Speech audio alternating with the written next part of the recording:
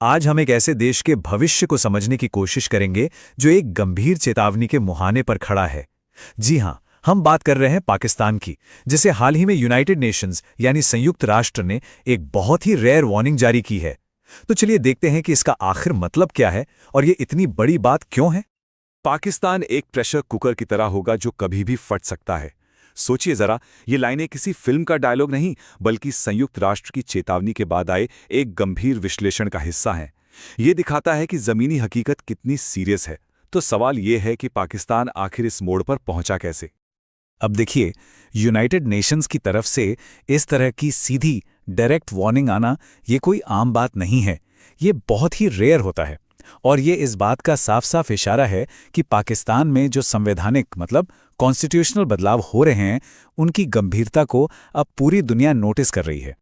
तो यूएन की सबसे बड़ी चिंता इन्हीं नए संशोधनों या कह लें कि अमेंडमेंट्स को लेकर है। स्रोत के अनुसार ये बदलाव सीधे सीधे देश की जुडिशियल इंडिपेंडेंस यानी कि अदालतों की आज़ादी पर एक तरह का हमला है और साथ ही ये सेना की जवाबदेही को भी कम करते हैं, जो किसी भी डेमोक्रेसी, किसी भी लोकतंत्र के लिए एक बहुत बड़ा खतरा है। तो इस पूरी चेतावनी की जड़ क्या है, मतलब असल में हो क्या रहा है? स्रोत बताते हैं कि इन संशोधनों का असली मकसद देश में सेना की पकड़ को और भी ज्यादा मजबूत करना है। ये सिर्फ कुछ छोटे मोटे नियम कानून का बदलाव नहीं है, बल्कि ये पावर के बैलेंस को, सत्ता के संतुलन को पूरी तरह से सेना की तरफ झुकाने की कोशिश है। ये बदलाव बिल्कुल साफ है, जैसा कि यहां दिख रहा है। एक तरफ जुडिशरी की आजादी घट रही है और दूसरी तरफ मिलिट्री का कंट्रोल लगातार बढ़ता जा रहा है। मामला इतना गंभीर है कि स्रोत इसे पाकिस्तान के कॉन्स्टिट्यूशनल स्ट्रक्चर पर सेना का कंप्लीट टेकओवर तक कह रहे हैं। और जब ऐसा होता है, जब सेना की ताकत बढ़ती है और कोर्ट्स की कम होती है, तो इसका सीधा असर पाकिस्तान के बचे खुचे डेमोक्रेटिक ढांचे पर पड़ता है। इससे देश के जो बुनियादी सिद्धांत हैं, जो फाउंडेशन है, वही कमजोर हो रहा है।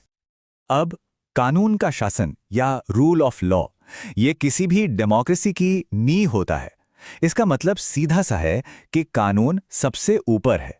कोई भी, चाहे वो कितना भी पावरफुल क्यों न हो, कानून से बड़ा नहीं है। और स्रोत के विश्लेषण के मुताबिक पाकिस्तान में अब यही बेसिक सिद्धांत, यही नींव खतरे में है। तो ये संशोधन असल में लोकतंत्र को चोट कैसे पहुंचा रहे हैं?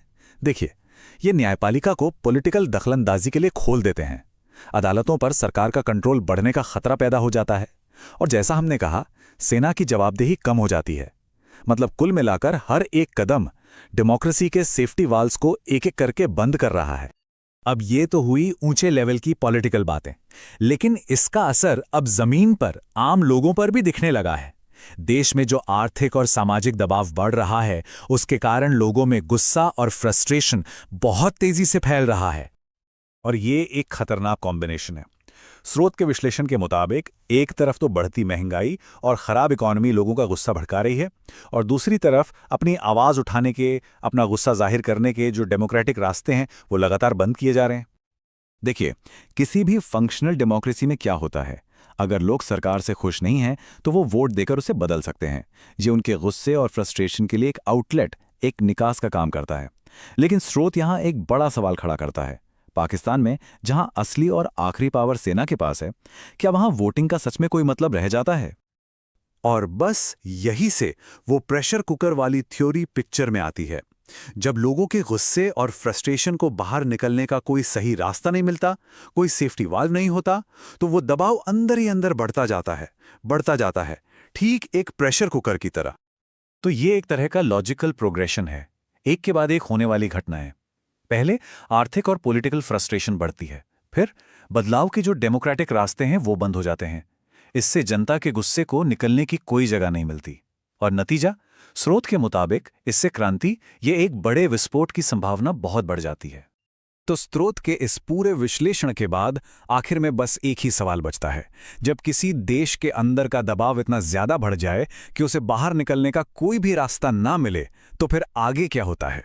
ये एक ऐसा सवाल है जो हमें सोचने पर मजबूर करता है।